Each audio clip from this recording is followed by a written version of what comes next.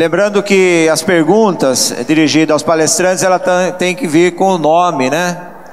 Daquela pessoa que está perguntando, o e-mail, tudo que é para facilitar a resposta, inclusive, se não for possível responder agora, o palestrante encaminhar a resposta por e-mail também. Nós fizemos uma aglutinação das perguntas, né? Eu já de antemão já passei para os palestrantes, e durante esse debate, esse tempo que nós temos para o debate, a gente vai escalando aí as pessoas para responder, os palestrantes para responderem as perguntas, aquelas que não vierem assim direcionadas para o palestrante. Lembrando, né, e só por curiosidade, a maioria das perguntas que foi dirigida à mesa, que foram dirigidas à mesa, elas estão no sentido do salário, dos vencimentos dos professores. E lembrando a plateia que nós estamos aqui em mais de 20 cidades, e certamente cada cidade tem um critério e tem um plano de carreira e uma legislação. Então vai ser muito difícil o palestrante conseguir acertar o público de um modo geral, né? Mas certamente ele vai abordar e atingirá a maioria dos que estão sentados nessa plateia. Lembrando que existem cidades com recurso aí, planos de carreira, que são custeados aí por fundos próprios, né? Não estão seletistas, são estatutários. Então existem pessoas afastadas do governo do estado para os municípios. Então é muito ampla a questão aí, diversa essa questão aí salarial na região metropolitana de Campinas. Embora sejamos aí municípios muito próximos, né, formando um conglomerado urbano, existe aí uma variação muito grande nessa questão aí da contratação e de pagamento dos nossos profissionais. Então eu deixo a palavra com Newton Lima, que tem várias perguntas nesse sentido. Obrigado, professor Assis. Queria agradecer as perguntas. Uma delas eu vou responder por e-mail, que foi solicitado pela proponente, e eu queria aqui responder para a Adriana de Americana, para o Edivaldo de Valinhos, para a Maria do Socorro Carvalho, que eu não sei exatamente qual município é, para a Ana de Campinas, para a Eliana Camargo de Itatiba, a mesma origem da questão, tem a mesma origem que é essa da questão salarial, valorização profissional. Eu fui consultar aqui a bancada docente, não de universitários, para ver se, com o professor César Calegari, que, como eu disse, vocês sabem, conhece muito de Fundeb e de educação, porque eu não estava compreendendo o conjunto das perguntas com essa pseudo-contradição entre valorizar o salário dos profissionais da educação em relação aos demais servidores públicos. Até porque, se houvesse, eu já estaria preso. Porque a única carreira que eu mudei e aumentei salário em São Carlos como prefeito foi a dos educadores, do pessoal da educação. Então eu não consigo entender essa questão. É disso que se trata. É uma questão de ordem política e não legal. É uma decisão que cabe a cada prefeito, dentro da sua autonomia, de chegar à conclusão do que é mais importante ou menos importante. Claro, ele o que não pode fazer é chegar perto do limite prudencial da lei de responsabilidade fiscal. E o Assis colocou isso logo na sua fala. Quer dizer, na hora de fazer a nova carreira do pessoal do magistério, docente, técnico administrativo, enfim, estabelecer direitos e deveres e fazer uma readequação, como nós fizemos em São Carlos com sucesso absoluto, explicamos para todo o funcionalismo público o que estamos fazendo para os educadores. Introduzimos avaliação, progressão por qualidade, por mérito, enfim, todas as questões que todos nós defendemos há muito tempo. Mas é um jogo político e, evidentemente, eu tomei o cuidado de, no cômputo geral do volume de dinheiro aportado para a viabilização do reenquadramento da nova carreira, eu não estar comprometendo a lei de responsabilidade fiscal. Até porque o Fundeb fala em 60% mínimo. Não pode pagar menos do que isso, usar os recursos do Fundeb para menos do que isso. Portanto, não há incompatibilidade. E aí, algumas das perguntas de o que fazer? Fazer chama-se mobilização política. Até hoje, assim é. Tanto é que, neste momento, 17 estados da nação, os professores da rede estadual estão em greve contra os seus governadores, porque não estão aplicando, desculpem a expressão, a porcaria do piso. É uma porcaria perante a necessidade. Nem isso os caras conseguem colocar, é disso que se trata. O que quer dizer? Que só a mobilização, de um lado. A outra, lei de responsabilidade educacional neles. Tem que ser um crime que leve ação civil pública. É muito mais pesado do que os instrumentos atuais. O Moacir disse que tem gente que acha que não precisa da lei de responsabilidade educacional. Eu sou francamente a favor, porque a educação é o cerne para nós. Então tem que fazer sentido, tem que pôr mais dinheiro, mas tem que exigir responsabilidade no uso do dinheiro. Por isso a lei de responsabilidade educacional se vigente, haveriam ações civis públicas nesse momento contra os governadores do estado por não cumprimento do piso salarial mínimo. Isso que por isso já derruba a tese de não precisar de uma lei de responsabilidade. Claro, precisa de reforma tributária, falei logo na primeira fala, precisa desconcentrar e descentralizar os recursos entre os federados, claro, precisa do regime, da lei do regime de colaboração para colocar o sistema de educação nacional em funcionamento e uma articulação e harmonização entre os entes federados, precisa. Mas é irrenunciável para nós a aprovação de uma lei que estabeleça punições mais graves para gestores que não cumpram aquilo que está estabelecido na legislação educacional, e a fiscal já são obrigados a fazê-lo, mas a educacional para que as metas possam ser atingidas. Então, acho que eu respondo aqui ao Assis a um conjunto de outras perguntas, fico à disposição do tempo aí para outras questões. Passaria então agora para a professora Maria Luísa, para fazer essa intervenção a respeito aí principalmente da demanda, número de alunos. Isso. Bom, tem um conjunto de questões, eu fiz um subagrupamento aqui, tem duas, uma da Maria Cristina de Campinas e a outra pessoa também de Campinas, um diretor, mas acho que não se identificou, tem um e-mail aqui, mas não sei qual é o nome. As duas questões se referem ao número de crianças por turma, especificamente nas turmas de berçário, as turmas de crianças de 0 a 3 anos, né?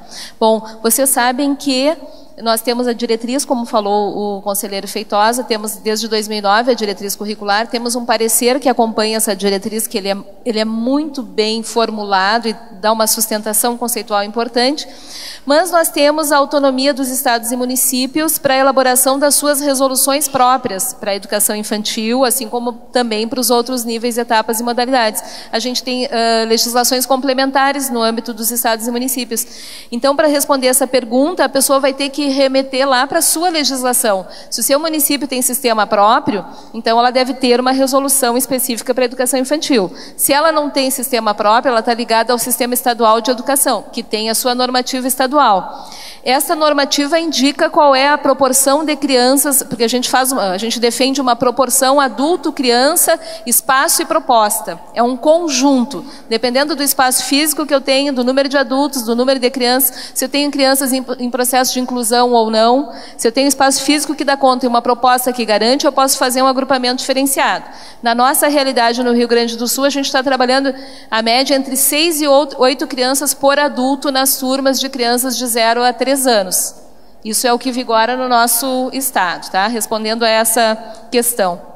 Tem duas questões, a Helena de Campinas, uma outra que não assinou, e Zeno de Valinhos, né? Valinhos, isso. Se referem à questão da obrigatoriedade da matrícula. Essa questão é bem importante. Como eu disse, houve pouca discussão na sociedade, pouca preparação para esse processo, e aí agora temos dúvidas. As dúvidas aqui, bom, é obrigado matricular, o que significa? Mas se não tem vaga, se tornou obrigatório em 2009, mas nós não temos vaga para todos, o que nós vamos fazer?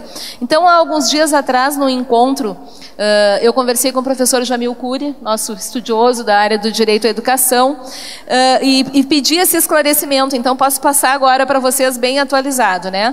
A emenda vigora desde 2009, mas ela projeta essa obrigatoriedade até 2016. O que significa isso? Desde 2009, alterada a Constituição, está valendo o direito individual. Eu tenho um filho, eu preciso de uma vaga, eu posso chegar no meu sistema municipal de educação, solicitar uma vaga, se não atendida, eu posso ir ao Ministério Público, ao Conselho Tutelar, esses órgãos que fazem esses encaminhamentos de requisição de vaga. E até 2016 terá que ser universalizada esta oferta. Então, essa obrigatoriedade da matrícula para a família implica também no dever do Estado com esta oferta. Da mesma forma, a família passa a ser obrigada a fazer essa matrícula das crianças de 4 e 5 no sistema escolar, porque agora, desde 2009, como bem disse o conselheiro Feitosa, essa obrigatoriedade passa a atender a faixa etária de 4 até 17 anos. Então, também isso implica na responsabilidade dos pais com essa matrícula. E aqui tem um comentário que diz que o Ministério Público já está forçando, inclusive, a matrícula das crianças de 0 a 3 anos. Nessa perspectiva do direito individual, sim. Na medida em que o poder público deveria estar atendendo já pela meta de 2010 50%, e a gente sabe que está atendendo 18%, tem 30% que pode reivindicar a sua vaga, que está dentro da meta a ser atingida até 2010, no plano passado. Então, teoricamente, sim, essa vaga pode ser requisitada para as crianças de 0 a 3 anos que assim demandarem, porque a gente está muito longe de chegar nos 50%. Então, isso aqui em relação à questão da matrícula obrigatória. Tem uma questão aqui que faz referência ao tempo integral, essa questão das crianças passarem o dia na escola, escolas de inclusive 12 horas, a questão que se fala hoje do direito à convivência familiar pelo Estatuto da Criança e do Adolescente, a responsabilidade da família, né? Então, ela pede cautela com essa questão do necessário tempo integral. A gente sabe que na nossa realidade, a questão da família vem mudando. A gente tem cada vez mais a família nuclear e não aquela família ampliada onde nós tínhamos outras pessoas, avós, tios, que podiam dar um suporte familiar e ficar com essas crianças pequenas em casa. Isso está diminuindo. O nosso modelo agora é de família nuclear nos centros urbanos, às vezes família mononuclear. A gente sabe que são muitas mulheres responsáveis chefiando famílias. Então, é preciso que o poder público, nesse regime de responsabilidade da sociedade, da família e do Estado pela educação, garanta a oferta em tempo integral para a família que assim necessita. Outra questão seria, nós precisaríamos unir as lutas e ajudar os movimentos em prol da diminuição da jornada de trabalho sem redução de salário. Então, se a gente conseguisse isso, as pessoas trabalhassem menos do que as 8 ou 10 horas, aí a escola poderia também não ficar com as crianças 10 ou 12 horas. Mas se hoje o que vigora é um regime de trabalho de no mínimo 8 horas, mais o deslocamento casa-trabalho, para pegar a criança na creche, realmente esses aparelhos têm que oferecer um tempo maior para a família poder garantir o trabalho e ter a criança atendida nesse tempo, né? Bom, aí acho que com isso eu respondo minimamente essa. Tem uma questão bem complexa aqui que a pessoa não assinou, que fala sobre a formação dos profissionais e diz, pelo que eu entendi na sua rede, os profissionais que atendiam as crianças como auxiliares, recreacionistas, atendentes do desenvolvimento infantil, monitores, foram, após a formação em curso de licenciatura em pedagogia, passaram a pertencer ao Estatuto do Magistério. Eu, na semana passada, ainda no encontro, defendi o concurso público para cargo público, para professor, concurso constitucional de provas e títulos. Então, a minha opinião pessoal é de que este não seria o melhor encaminhamento. O direito à educação, sim, eu priorizo a garantia da oferta de educação para aquele profissional que vem trabalhando na educação infantil nas redes, porque não é culpa dele não ter a formação, não ter tido formação ou ter feito um concurso que exigiu apenas o fundamental ou médio. Então, acho que os gestores têm que se comprometer, fazer parceria com universidades. A plataforma Freire está aí oferecendo os cursos, né? Nós temos o pró-infantil, para quem não tem o magistério, e nós temos os cursos de pedagogia e agora a plataforma abrindo a especialização em educação infantil. Acho que as pessoas têm que fazer a formação. Mas acho que uma equiparação assim não pode ser generalizada em todo o Brasil. Pelo que eu entendi, aqui foi nessa rede que aconteceu a equiparação das pessoas que já trabalhavam aos cargos de professores. E tem aqui uma última que me foi encaminhada, Eu gostaria de ler, porque ela faz, na verdade, acho que ela ajuda a fechar, assim, esse conjunto de questões. O que vemos aqui são gestores que reconhecem, em parte, a importância da educação de 0 a 3, porém, o profissional que lida com essas crianças ainda não são valorizados como os outros professores, e os locais, muitas vezes, são improvisados. Apesar de tantas leis, na prática, a educação infantil é sempre colocada em segundo plano, ou é feita de modo inadequado, chegando ao ponto de fazerem projeto para se pagar, para que a mãe amamente seu filho até 1 ano de idade, evitando a sua entrada na creche. É preciso caminhar muito para se obter educação infantil de qualidade, na creche em especial, e na educação infantil em geral. Acho que essa aqui resume um pouco a nossa trajetória da educação infantil, como eu mostrei. A gente está a caminho, a gente está em processo desse reconhecimento. Essa concepção que eu explanei, ela não está garantida.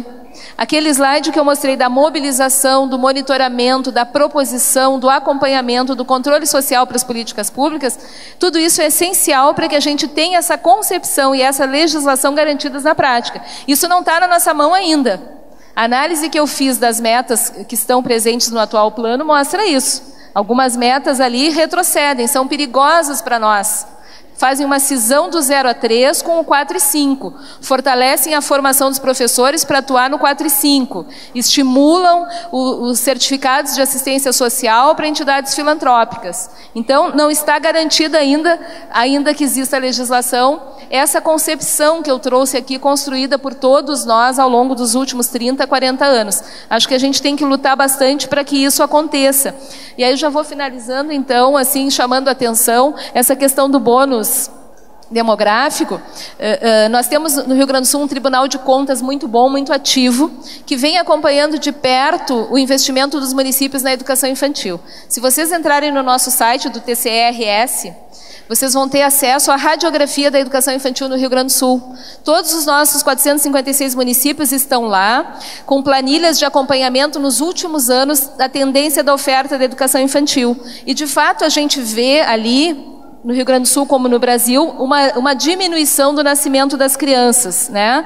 Só que conversei lá com os economistas do tribunal e chegamos à conclusão que em menos de 50 anos isso não vai representar objetivamente uma sobra de vagas na faixa etária da educação infantil.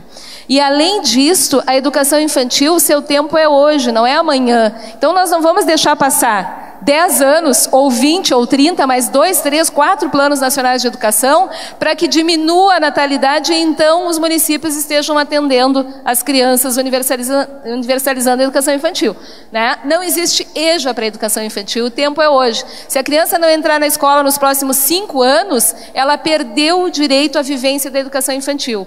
E com certeza isso vai repercutir na sua educação básica, porque nós já sabemos que uma boa educação infantil, um ambiente letrado e alfabetizado em casa, pais com nível de escolaridade, são 2 fatores fundamentais para o sucesso do ensino fundamental.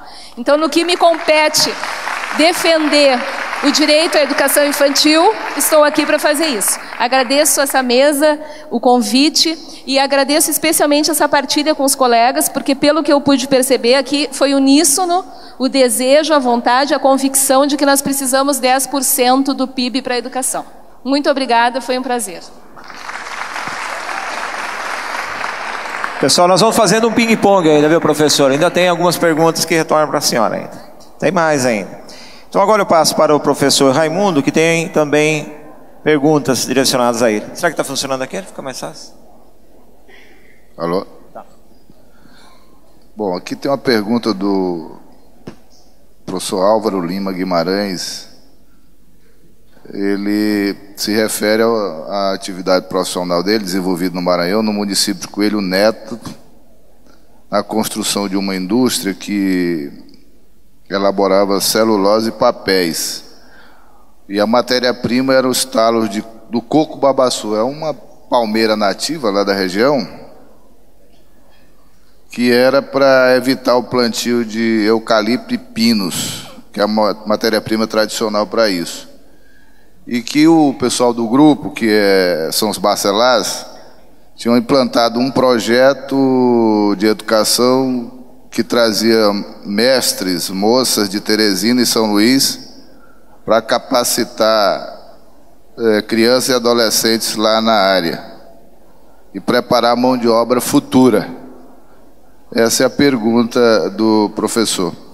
E ele me pede se eu tiver conhecimento do projeto para discorrer. Eu não tenho um conhecimento profundo, mas eu gostaria, professor, de fazer aqui uma avaliação rápida de que esse projeto ele foi extremamente, ou projetos desse tipo, têm sido extremamente danosos à questão ambiental no Maranhão. Primeiro, o uso do babaçu para fabricar papel e celulose. E depois disso veio uma cadeia de derrubada e de queima da palmeira, inclusive para o plantio de arroz nessas áreas. E isso provocou desalojamento de pessoas, trabalhadores rurais, comunidades instaladas no interior e que se articulava com a produção agrícola do Estado. Na verdade, era assim, um pioneirismo que, do ponto de vista do dia a dia, representa uma extrema contradição em relação àquilo que o Estado demanda em termos de educação. E posso lhe garantir que o município de Coelho Neto continua um município muito pobre e com IDH extremamente baixo no nosso estado. Isso eu conheço e sei fazer referência. Aqui tem uma questão de Rosimar Gisele Bertoni. Atualmente vemos as lideranças municipais extremamente preocupadas com os investimentos no ensino fundamental, focados na melhoria dos resultados do IDEB, deixando de lado os investimentos na educação infantil. Como chamar a atenção para a necessidade de bons investimentos e reconhecimento da importância da educação infantil? É isso que nós estamos fazendo aqui. Nós dissemos, olha, o financiamento ele tem que ser adequado à demanda que a educação está fazendo nesse momento.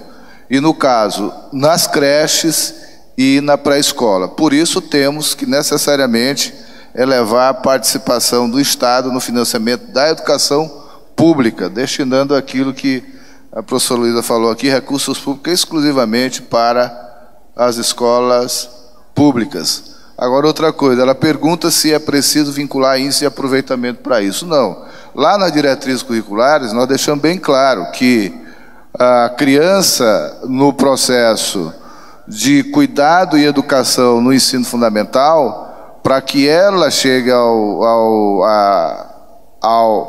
da educação infantil, para que ela faça a transição para o ensino fundamental, ela não tem que ter submetida a nenhum processo de avaliação, de teste seletivo. Na verdade, a avaliação que tem que ser feita é aquela que vocês conhecem muito bem, uma avaliação formativa para se acompanhar o processo de desenvolvimento da criança, inclusive assegurar uma transição que seja adequada para essa criança da educação infantil para o ensino fundamental. Até porque já há uma constatação muito grande, vocês sabem disso, de que as crianças que passam pela educação infantil com atividades pedagógicas qualificadas, elas passam a ter um desempenho muito melhor na sua vida escolar, tanto do ensino fundamental como na sequência da sua escolaridade. Portanto, é isso. Obrigado. Passo de novo para... Tem mais uma pergunta interessante.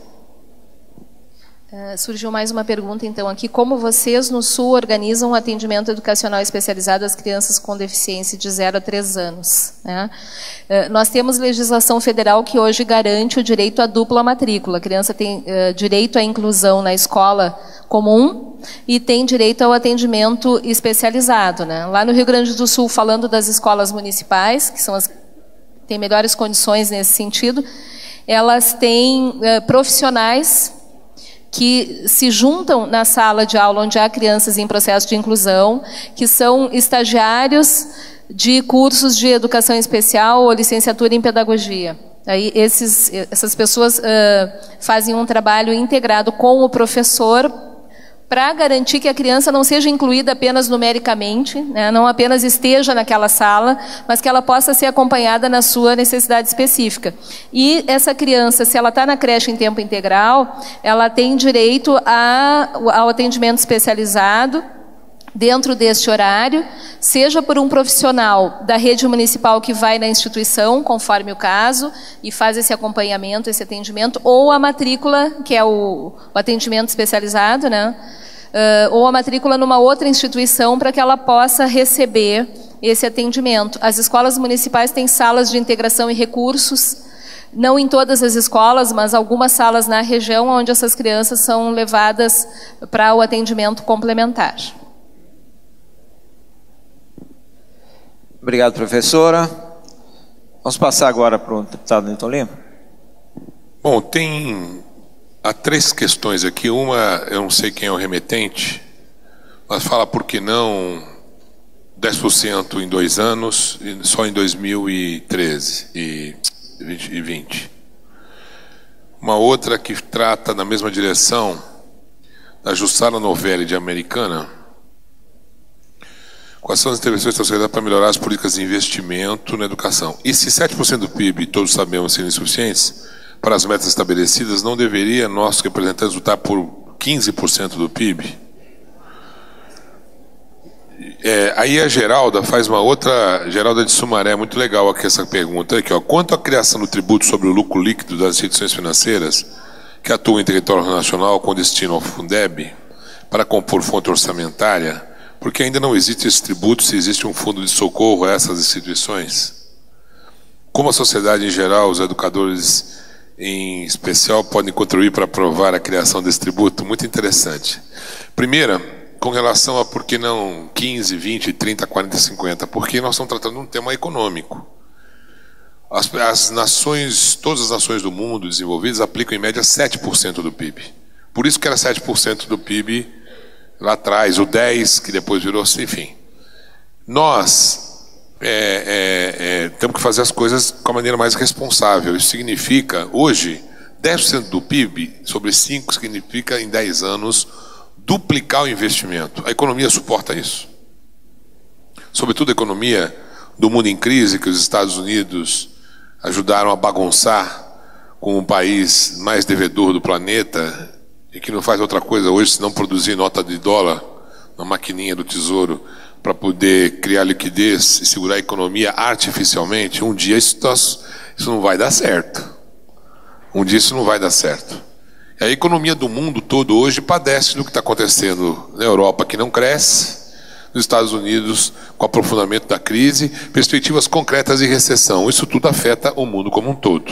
Ainda bem que nós temos um mercado de consumo de massa, que é uma novidade que aconteceu no Brasil nos últimos anos. Por determinação do presidente Lula, nós passamos a incorporamos uma Argentina à classe média brasileira.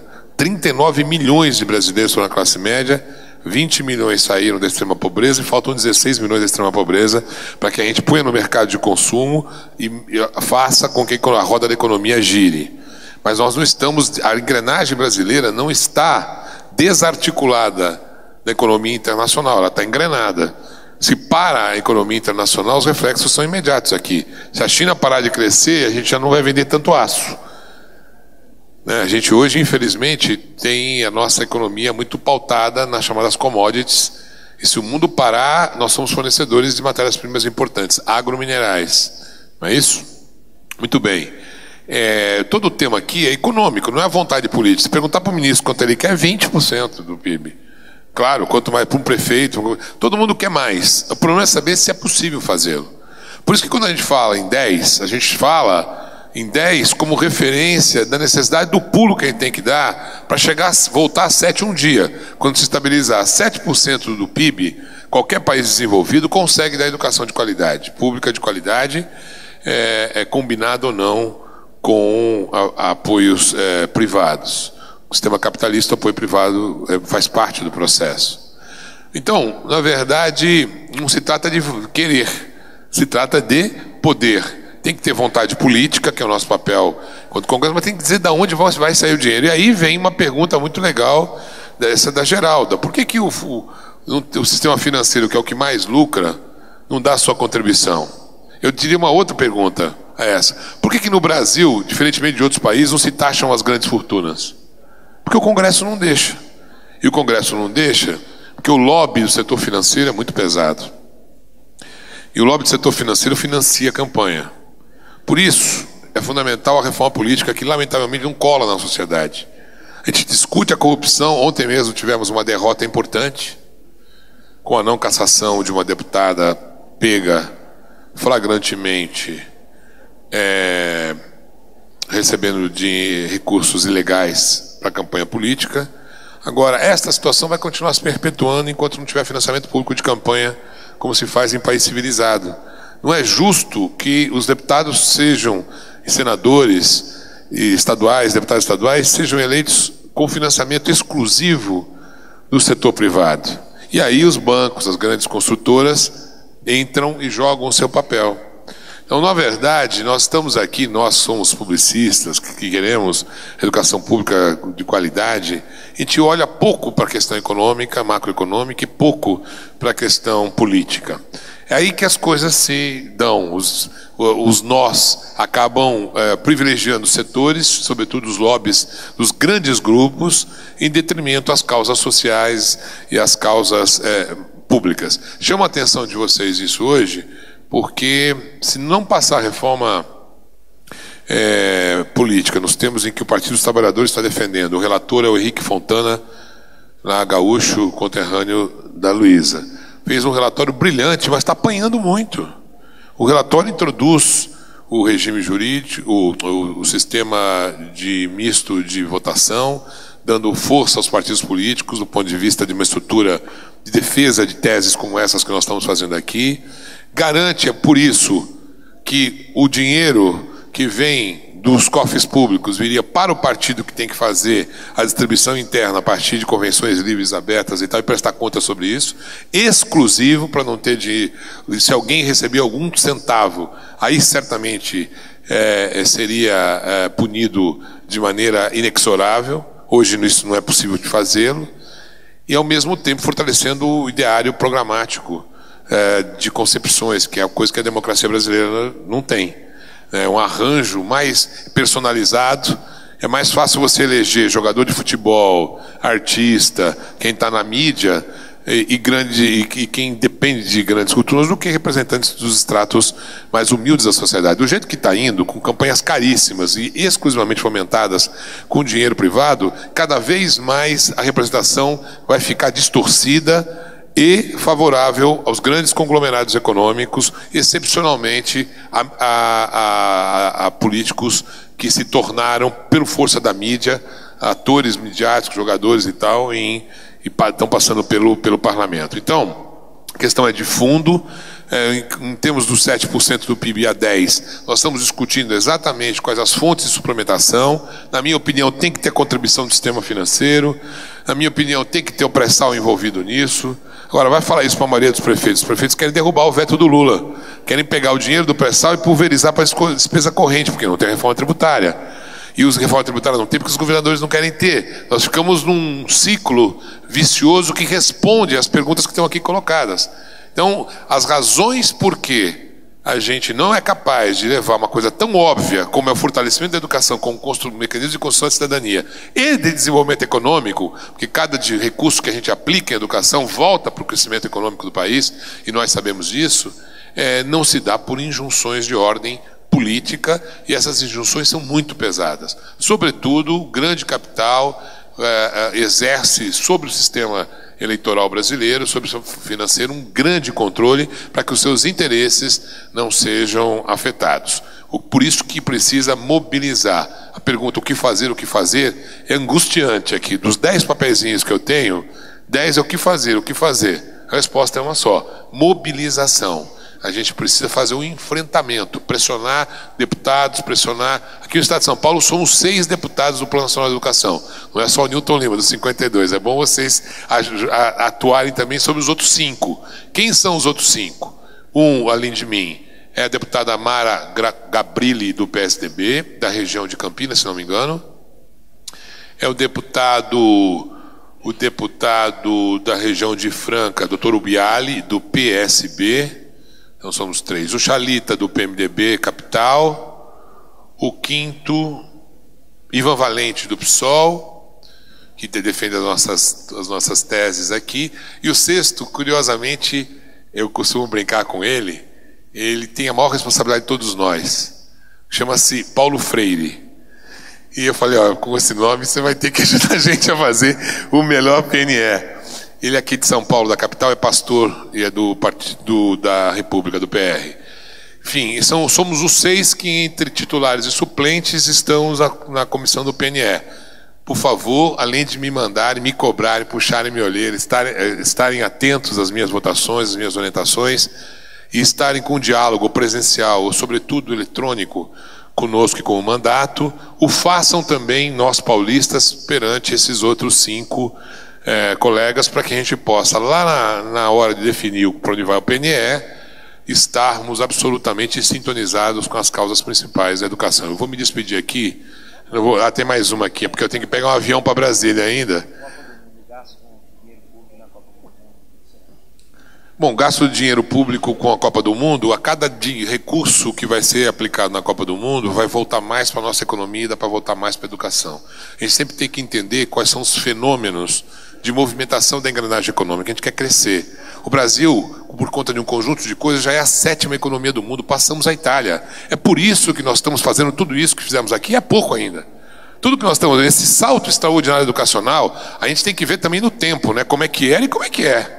E como é que será? A gente quer melhorar mais. Sobretudo nós, que somos insaciáveis na construção da cidadania e da soberania nacionais. Muito obrigado a todos. Saio correndo para pegar avião para Brasília. Eu devolvo para o professor Calegari, né? Para fazer as considerações finais.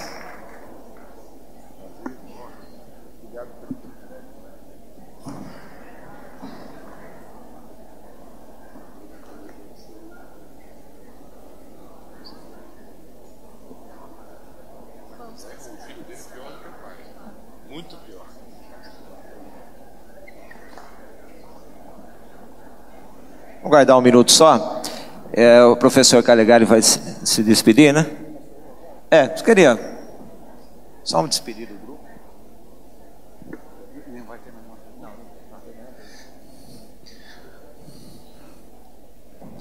Bom, eu quero mais uma vez aqui em nome da organização e certamente de todos os colegas educadores agradecer a todos aqui os integrantes da mesa pela contribuição efetiva que dão.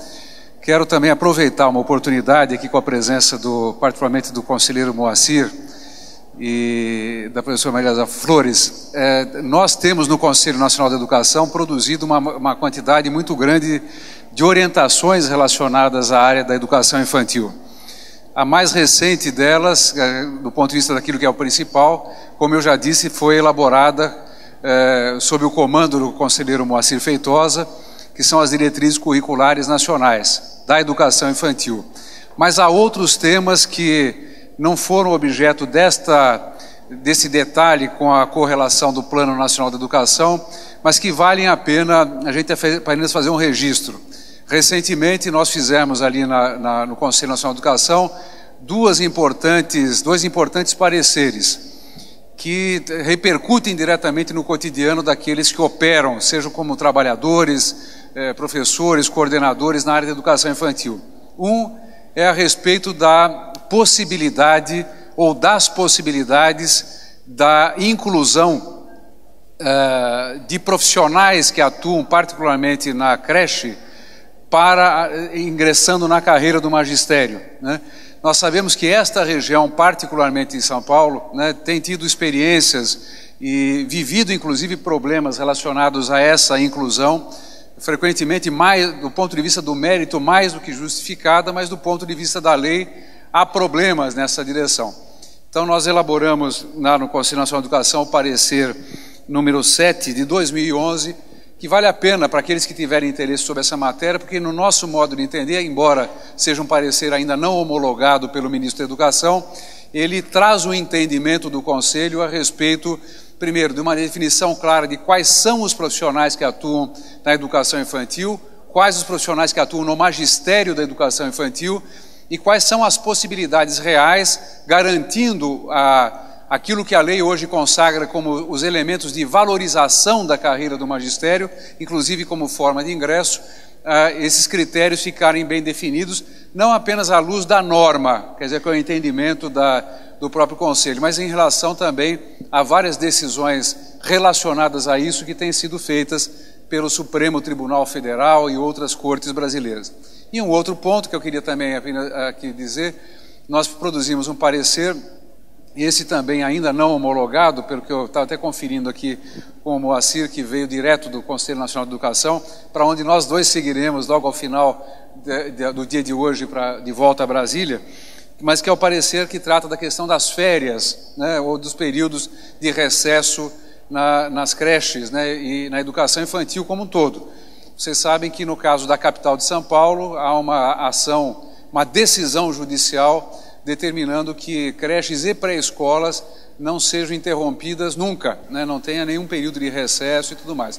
Esse é um assunto delicado, né, sob vários pontos de vista, e que nós procuramos abordar na elaboração do parecer número 8 também deste ano, e que também está... Então, são duas informações relacionadas à preocupação central desta mesa, que, embora não dizendo respeito diretamente à questão do Plano Nacional de Educação, mas dizem respeito à operação daqueles que, como todos nós aqui, nos ocupamos com amor e carinho a respeito dessa etapa tão fundamental da educação dos homens e mulheres, que é a etapa da educação das crianças. Eu quero agradecer mais uma vez, cumprimentar pelo brilhantismo, lembrar a todos vocês e aos colegas que já tiveram que sair pelo horário do almoço, que todos os materiais aqui apresentados, inclusive as falas e inclusive os vídeos, né, de todas essas mesas, estarão disponibilizados em breve, porque isso precisa fazer pequenas edições.